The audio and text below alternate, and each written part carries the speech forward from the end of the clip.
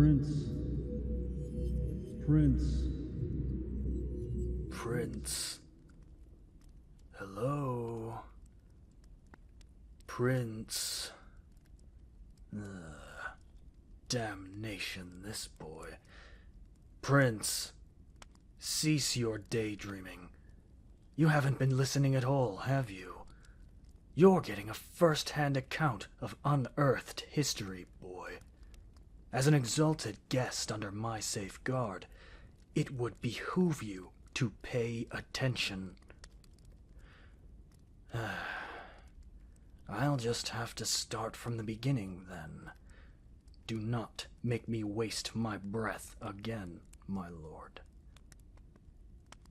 Now then, I was a mere grasshopper rank at the time, and so were the 2 other associates my family had sent along with me.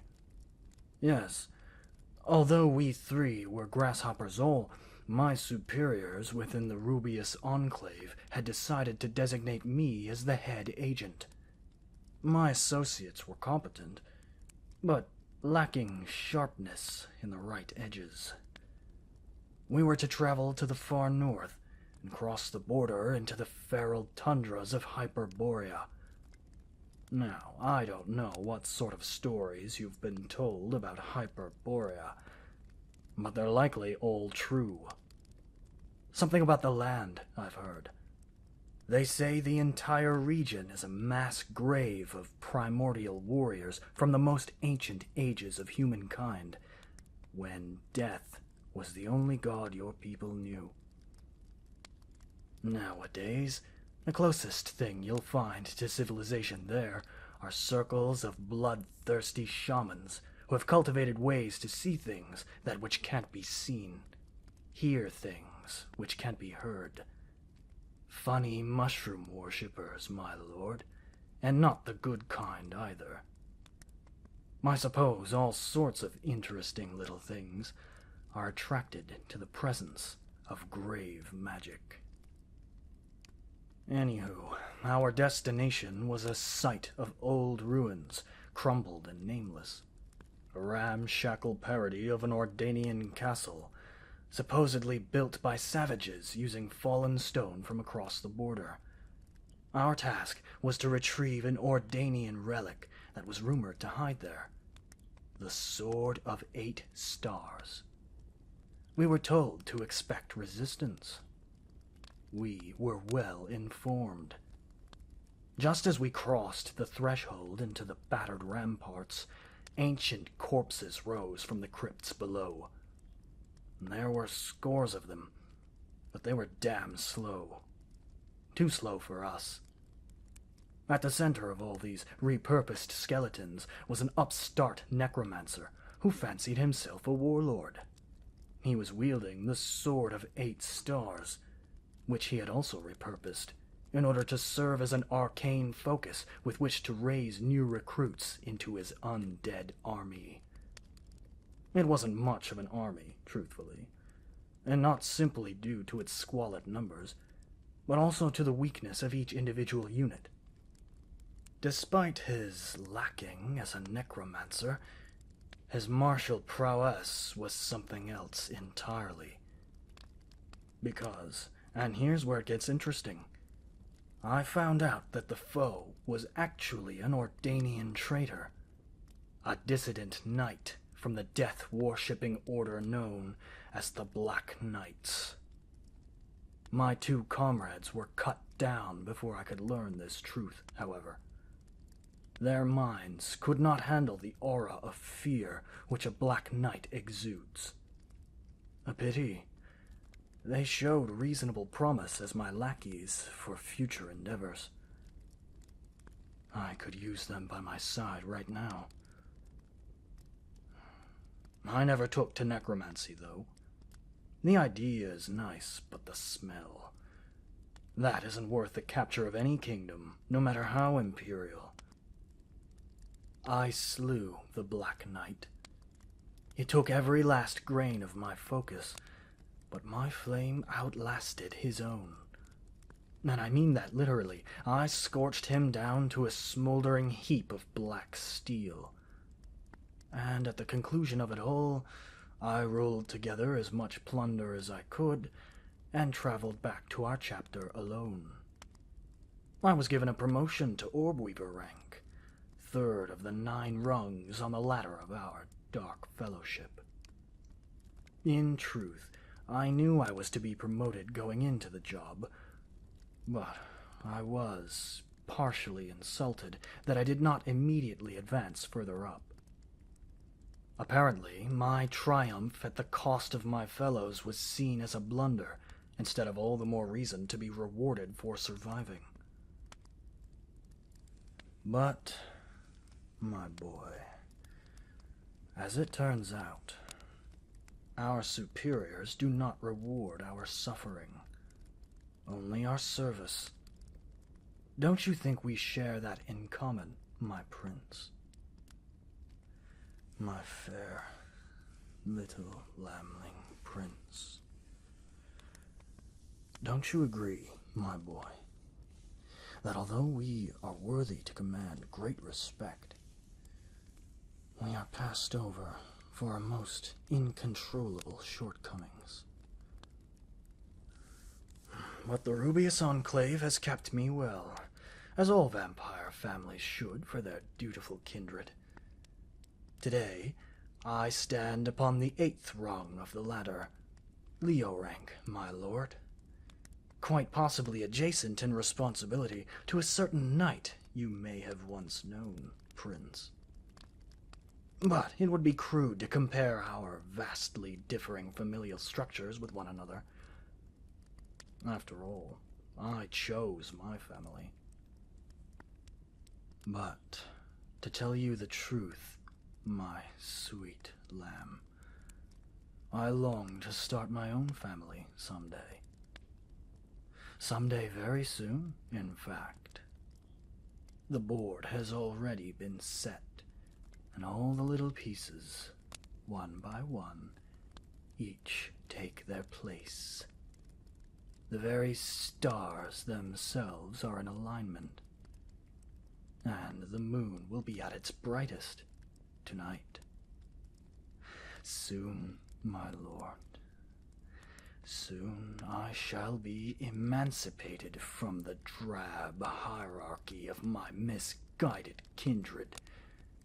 Soon I will wield the power I have rightfully earned through trial and triumph.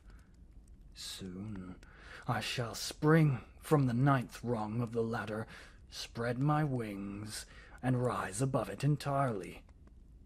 I shall have my own family to command and to protect, and I will be its Archduke. And at this rate, my lord, it is practically a certainty. My servants have already begun to address me as Master Archduke. You may do the same. And if you're feeling cheeky, you might even shorten it and simply refer to me as Master. But you are a prince, my boy. You can call me whatever you like.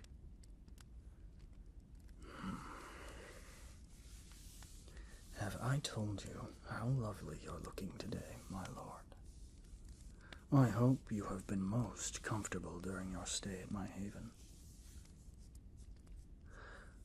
I trust my servants have been treating you well, dear boy. Good. They're under express orders not to lay a hand on you. And if I find out any one of them has disobeyed me, I'll turn them into a test subject. And who knows, I might even be feeling particularly moody and save myself the trouble of suffering their existence by sending them straight to the Beast Asylum. You are to inform me straight away if any of them so much as look at you wrongly. Do you understand, boy? A simple nod will suffice. Grand. Thank you, Prince. You know, my lord, when the time comes for me to ascend as the Archduke, I would be grateful to have someone like you by my side. A beautiful boy, with grace and wit and certain other pleasantries. As High Consort of my new creed, you would be equally, if not more, respected than you ever were as an Ordanian prince, my lord.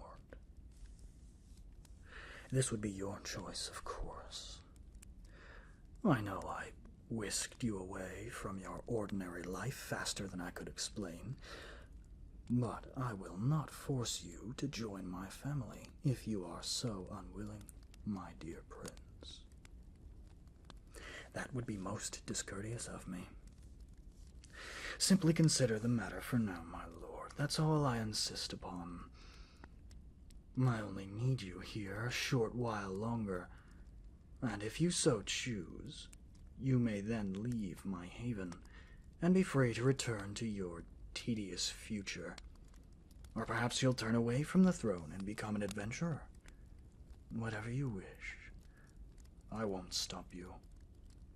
Master Archduke, permission to enter. Enter. Oh, my apologies, Master Archduke, for my poor timing. Never you mind that. What is it, Sylvanus? Our orb weavers reported a band of high-ranking knights riding hard into the woods outside the haven's main entrance. We expect they will be attempting to breach the doors at any moment, Master. Very well. You know what to do. Assemble our raptors, and have them each hand-pick teams of 3 from the lesser ranks. Our raptors already stand by with their chosen, sir. They await your word, Master Archduke. Excellent. Send them upstairs at once. Good work, Sylvanus. Thank you very much, my master. We shall not disappoint you. Let the nectar flow. And it shall flow. Dismissed. That's our resident Canis rank of our little chapter in the Rubius Enclave. That bit about nectar is our new farewell address. He's got it well practiced already. I was thinking of naming our new family the Red Nectar Concord. I'm still not married to it yet, though. Perhaps later you can help me think of options for a better name. But for now, the final act is about to commence, my sweet little lambling prince. Sylvanus said that the coming intruders are high-ranking knights. I have no doubt that the king himself has sent forth his honor guard to come and break you out of here. What an honor it would be to demand the attention of the king's very own royal knights. I would even wager our mutual friend is riding amongst them. Perhaps he's even at the helm of this merry band of loyal knights. I'll tell you what, my boy. I have a way of finding out if it is in fact him who has come to find you. Not only that, but in the very same way, we can also monitor the knights' progress as they rampage through the upper halls of my haven. How about it, my little lambling lord? Would you like to look upon the face of your loyal Sir Knight once more? I figured you would. Right this way, my lord. This wash basin may yet serve a higher purpose than the humble charge of keeping our hands and faces clean. Allow me, Your Highness. You shan't need to strain your neck over the water for this scrying spell. It'll project the desired feedback in a sphere above the basin. I'm merely employing the mirror surface of the water below. Feel free to sit back on any chair or sofa you find most comfortable, my dear little lamb. The show is just about to begin. Oh, and there they all are, congregating around the gates of the above-ground entrance. Let me see. 1, 2, 3, 4, 5. 13. Yes, that looks to be all of them. This spell usually takes a moment to clear up, but it worked quickly this time. I must be in my groove today. Can you see too, dear boy? Excellent. Gracious, I'm suddenly very excited. I hope you don't mind that I can't help but narrate this spectacle as it unfolds. It's developed into a bit of a hobby of mine. I simply relish getting to witness blinded servants of the light attempting to raid my haven. They always come severely underprepared. Always. But at least these chaps bothered to bring a battering ram. You might be surprised to learn most intruders seem to think I fancy leaving my doors unlocked. Would that we could live in such a paradise. And look who it is, helping to swing the ram. At the head of the pack, no less. Your loyal guardian. He has no idea how comfortable I've made you here. He must believe I'm some sort of mongrel that wouldn't afford a prince the proper living conditions he deserves. But I can't say I blame him. A man like that must always assume the worst of these things, no? Oh, and there go my front doors.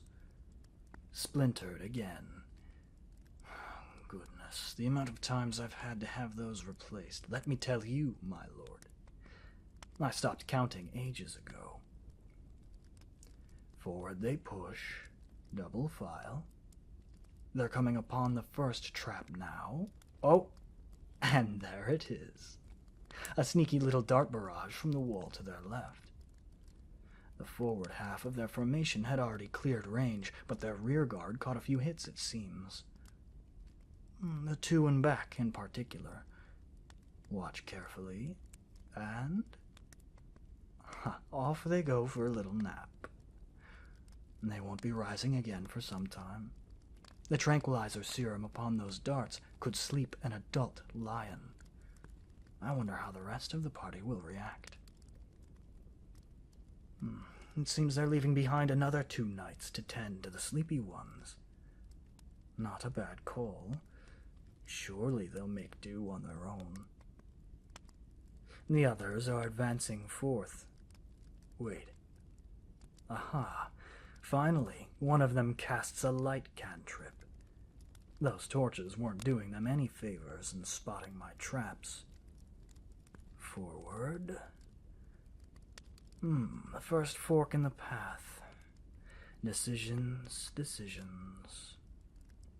Left. Smartly chosen. To the right was merely a labyrinth of more trapped rooms that eventually would have spit them out, right back where they started. And was that Sir Hawthorne who gave the command? Stone me, the little toy soldier holds chief authority in this little crusade of theirs. Fascinating. They're turning the corner to a hallway now. A very long hallway. Look how slowly they're moving. Surely by now they've realized it. The entire ground floor of my haven is a decoy. A kill house, built right above the true sanctuary where we currently reside, my dear lambling lord. Even the entrance is a decoy, a false threshold, leading any intruders into a gauntlet of death.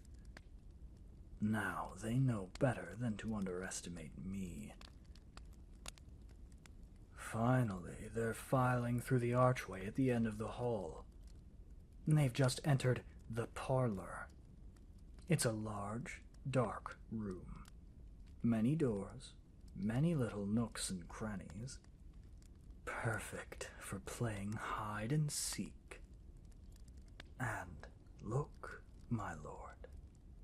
A portcullis has just closed behind them. A pity none of these brave knights had the perception to notice the arch was actually a gateway. Now they're all trapped in there. What will they do? Oh, by the dark. They're splitting up. 3 little groups of 2, and 1 point guard of 3, led by Sir Hawthorne himself. Oh dear, I'm afraid they'll be at a most unfortunate disadvantage when my raptors emerge from the shadows to meet them. But we'll just have to guess about the others for now.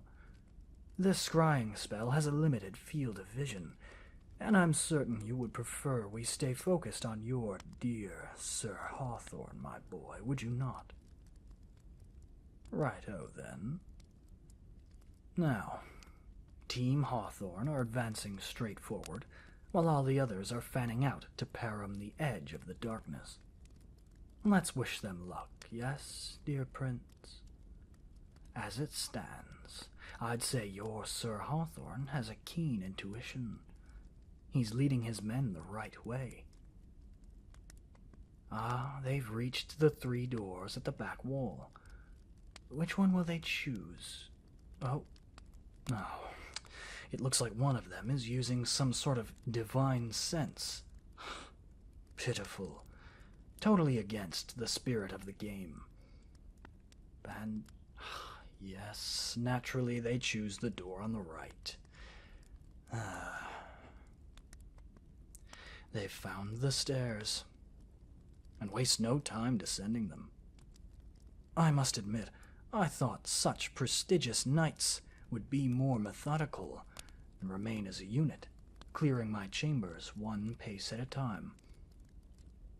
But they do not have the luxury of time, do they, my little lamb? Soon, your favorite tin can and his 2 other thimbles beside him will emerge into a long and narrow room, the dining hall. It's another decoy floor, but this one is far simpler. Here, Sir Hawthorne and his fellows have but one obstacle.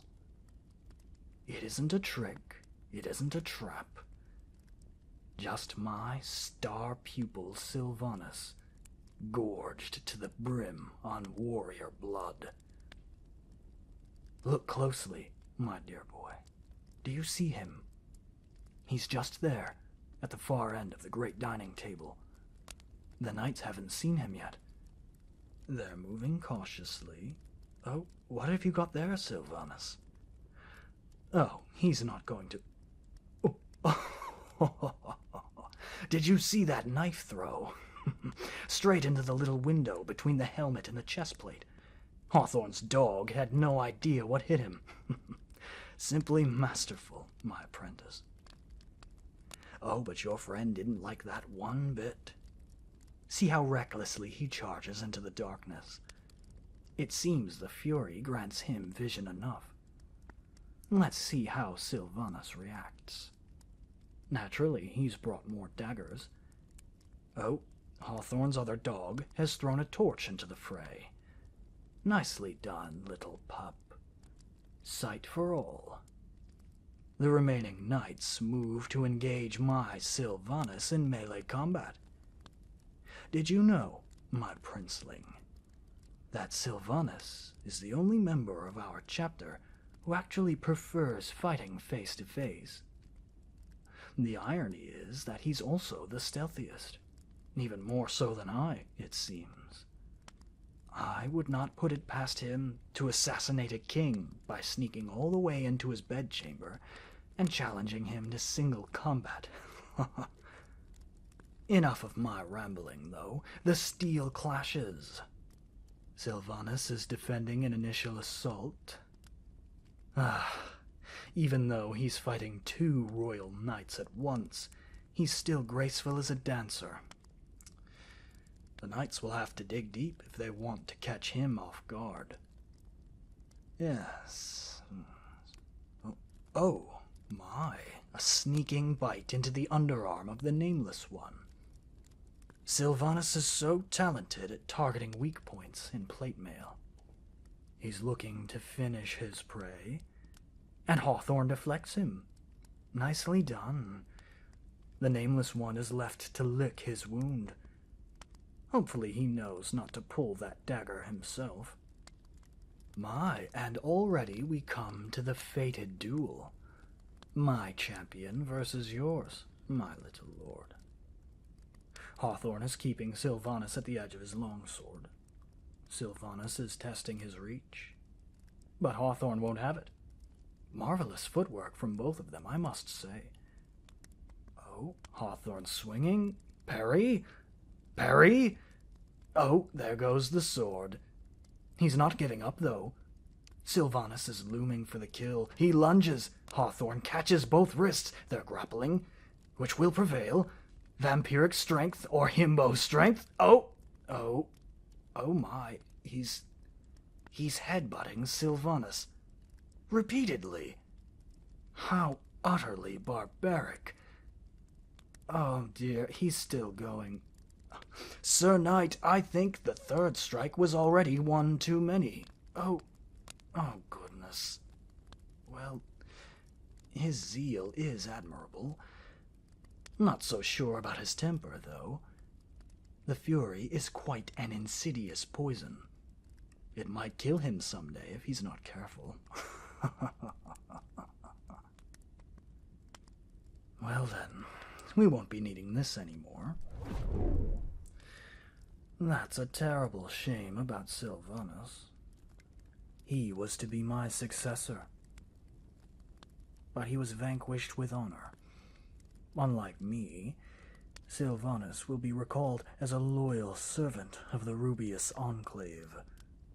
Thanks to your daring protector up there, the words Sylvanus and traitor will never be used in the same sentence by the family he was soon to abandon.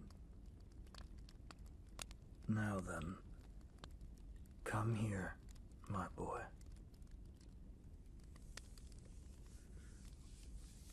Our time together is almost up, little lamb. Any moment now, that bungling knight will burst through the door without trying the lock first, and vanquish me where I stand. Unless you'd rather stay with me, my lord. My offer still stands. Join me, prince. My red nectar concord will unify vampire kind. And together, we will be above them all, dear boy. And what authority do you have to place yourself above another? Could you really not have been bothered to wipe down your helmet before barging in here? The door is one thing, but you're wearing the blood of my most treasured companion. I don't suppose you would be kind enough to remove it. Answer the question, evildoer. I would know the heights of your arrogance before I cast you into the pits with your foul kindred. Oh, he wants to speak of arrogance. Well then, maybe I am arrogant for expecting anything beyond what I have been given. Tell me, do you also believe that over 200 years of service to one of the most famed vampiric orders in the world is not considerable for a few extra favors? For all I know, creature, you might have spent that 200 years with your fangs up your ass. No. I'm not that flexible, unfortunately. A shame. Maybe you'll be able to reach after I snap your spine. Such violence. Can we not settle our disagreements peacefully with our words? No. You talk too much, and your voice irritates me. I've already heard far more than I can bear. I can't even imagine how my lord must feel. Let him go now. And then we'll settle this, one-on-one. Come now, just one cup of tea. What's the harm in that? I'm going to smite you, Vexatio. Prepare yourself. What happened to your friends? I thought knights weren't supposed to leave their brothers behind. Enough talking. Now die! Why do I even bother with you knights? It's always the same. Villain this, fiend that. Always barking so loudly and without ever listening. Well then, little pup. I'll just have to hold that muzzle of yours shut. I'll explain quickly so as not to suffocate you, boy. You see, my lord, I never mentioned what exactly I wanted from the Rubius Enclave. The highest rank a mortal vampire can achieve below Archduke or Archduchess is that of Master Vampire. Master Vampires are highly specialized assassins who wield a power that is almost otherworldly. One must undergo a ritual transformation in order to truly ascend to the rank. This is the power that I have been denied by my so-called family. And so, I am circumventing the old ways in favor of my own. The ritual has already begun, my dear boy. The only things left to fulfill the requirements are a splash of noble blood and one mortal life. And now, both of these missing pieces are within my grasp. Soon I will create history and become the first master vampire to rule his own family as its Archduke, a practice long forbidden by my kindred. Oh, and don't worry for your beloved Sir Knight. He may die for the ritual, but he won't be dead. Not for long. You might even like him better when he comes back. But it would be a shame to kill him like this. For him to come all this way without ever once getting to trade blows with the Archduke Vexatio. Rise, Sir Knight. Fight and die for your prince. I will purify the land of your presence, abomination. We shall see about that, little pup. Come forth.